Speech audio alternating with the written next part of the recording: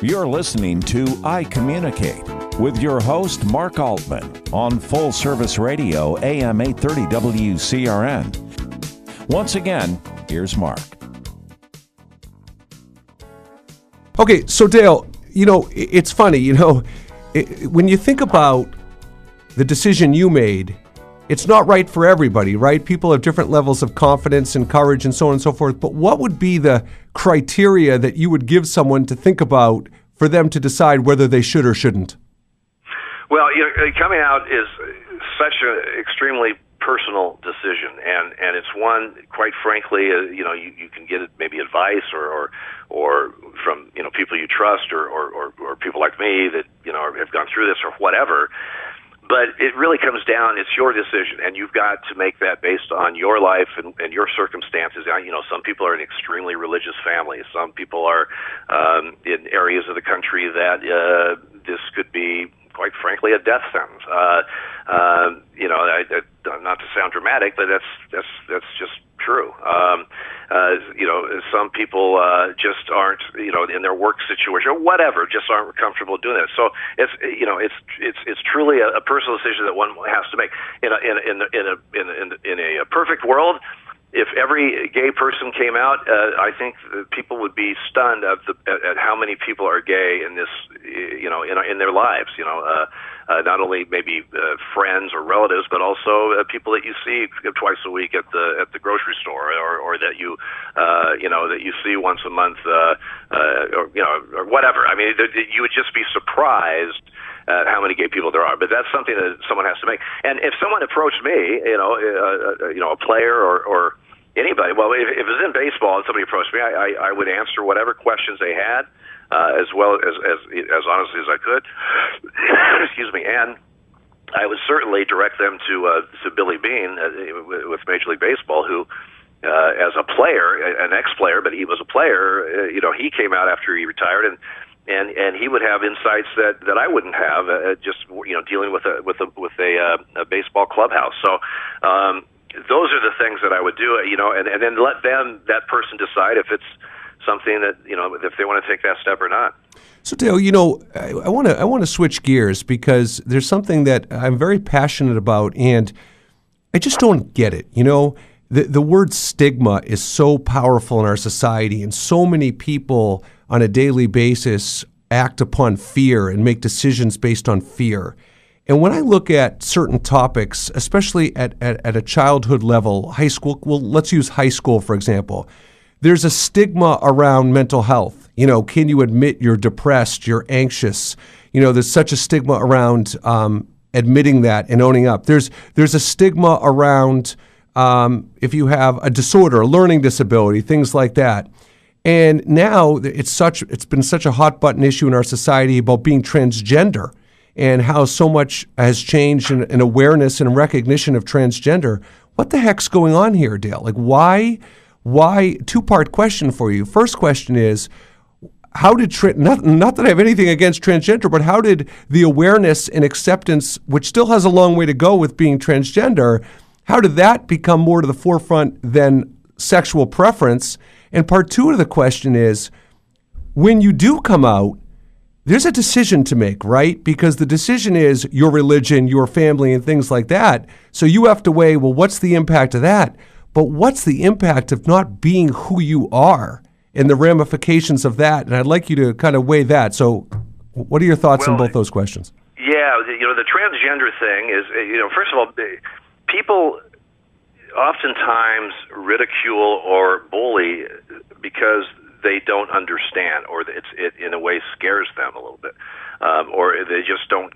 It's so off their radar. I mean, quite frankly, I think most people just cannot fathom or understand why someone would feel that was born, or a male, but feels like they are a female and want to, transition into a female at some point. Most people just don't understand that. It's so foreign to them, and it's not that these feelings or transgender issues haven't been around for a long time, but they're now being, they're now in the public scheme much more, and so I think there's a lot of reaction to that. I'm the first to admit I don't understand. I'm learning about it myself because that's something that was not on my radar for many years, and that's a good way for us as a society to try to understand what is it that is motivating these people and why it's happening, is to educate ourselves on what it is. But sexual orientation, so to speak, is kind of in a way off the books, with this other stuff going on, because quite frankly, we've come so far. And I'm not saying we're there yet, but we've come so far with marriage equality and with states and municipalities having laws, although we don't have a federal law for some of it, but with job discrimination or housing discrimination, that kind of stuff. So it's a constantly moving thing. It's a social issue. It's come a long way in a short period of time. Like I was talking about marriage equality stuff, that's almost amazing, a 10-year time where you can flip those numbers. That just doesn't happen that fast usually in social issues. But we're still learning. We're still educating the public. The public's being educated. There's people that truly may have a fear or a biased against something until they learn more about it and figure out that, hey, this, first of all, how does this affect me? I mean, it was kind of like the marriage equality thing. We're against it. Well, why? Well, if it's not a religious thing, and nobody in marriage equality was saying churches had to do this. They were saying it's a civil thing, and if the state, and the government's going to be in it, then they should not discriminate. But a lot of people, they just, I'm against it. Well, then when they saw it was happening, and they met people, same-sex couples are married, and all of a sudden they go, well, what am I against it for? How does this affect me? This is not something that's going to ruin my life, or whatever. So I mean, there's just some awareness stuff that once people are more aware, it's not as scary or as taboo. But Dale, how do you quantify? And no one, I can't live this. I can't know what this is like by not being able to identify and admit who you are in your existence. How do you quantify the psychological impact that it has on the person, where they're deciding, I better not say anything at all because of my family, religion, or whatever? There's a decision being made that would be worse than how it impacts you psychologically. How do you quantify that? Well, you're absolutely right. Mark, there's teen suicides are, the numbers are unbelievably bad, and part of it's people being bullied because they're different, and part of it,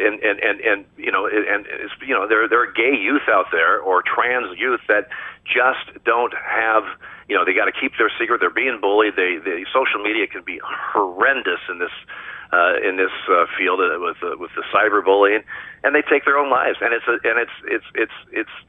tragic. And it's quite frankly, as a society, it's a disgrace, and we need to address that. Again, hopefully, we can get to be to a society that someone, once their awareness of who they are and what they are, and can be able to express that and be able to live and not lie about it, and have people that don't understand it, instead of just saying, okay, that's fine, live your life. I just don't understand it. Instead of, I don't understand it, and I'm going to bully the hell out of you, and I'm going to, because you're different and I don't like you or whatever. We have a long way to go with that. You're right, though. By denying who you are and continually living a lie for whatever reason it is, it can have huge psychological effects. I know even from when I was hiding myself early in my career, I was with Mike. We would have a week off. We'd come back after a week off. I'm working with three partners. Partner A, my wife and I went to the coast. And partner B, we took the kids and went to the partner C. And hey, what'd you do? I couldn't say, well, Mike and I went to this, and Mike and I did this. I say, took the dog to the coast, hung out with some friends. I mean, you can't share part of your life, because if you do, you're opening yourself up to who you are, and that's very difficult to do. To have to do that, and it's not, quite frankly, it's not healthy. And so, again, when I say it's a personal choice to come out, when you're making that choice to do it or not to do it, you have to, as an individual, factor in the fact that if you don't come out, you have an outlet. Like I had an outlet. The baseball was not the outlet, but when I was home, I had a lot of gay friends. My family knew, so it wasn't like I was a complete lie in my entire my entire existence. It was at certain times, and that's eventually I didn't have to do that. But if somebody has an outlet, it helps. But if you're completely boxed into where you're not telling anybody and you're holding the thing, that is not healthy, and it does not help. Agreed. Down the road. So Dale, we're going to finally have our last segment, and we're going to be back.